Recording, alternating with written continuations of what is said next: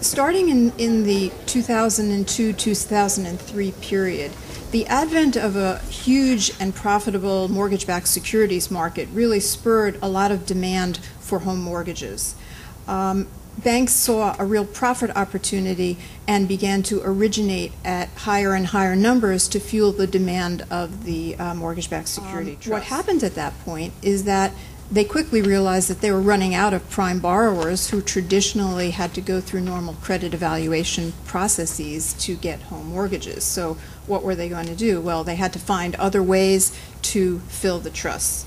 And that spurred a lot of practices that in retrospect now, if not truly predatory, certainly look like they might be unconscionable to consumers and unsafe and unsound to the banks. And of course that is, with hindsight, the result that we're seeing. These practices included loose underwriting, where the value of the home was considered rather than the borrower's income, assets, or ability to repay.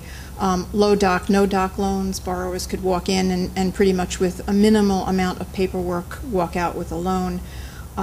Loans had very misleading features. People didn't know when loan resets on adjustable rate mortgages were going to occur, weren't aware that some of the loans resulted in no amortization of principal and things like that. Based on the criteria that a lot of the subprime lenders use, a full 30% of U.S. households would constitute subprime. Another development in this period is what's known as Alt-A. These were mortgages where the borrower might have been a prime borrower, he might have qualified, but for some reason he was going through a process called low doc, no doc, where either it was a self-employed individual who couldn't demonstrate proof of income, someone who didn't want to go through the full disclosure process to disclose all of his assets, and so low doc, no doc became sort of a sandwiched-in category, a niche product, where the borrower was willing to pay higher fees and generally a higher APR to go through somewhat of a streamlined process. At its peak in 2006, subprime and Alt-A comprised 34% of total mortgage originations. According to a Federal Reserve Bank report, a recent one,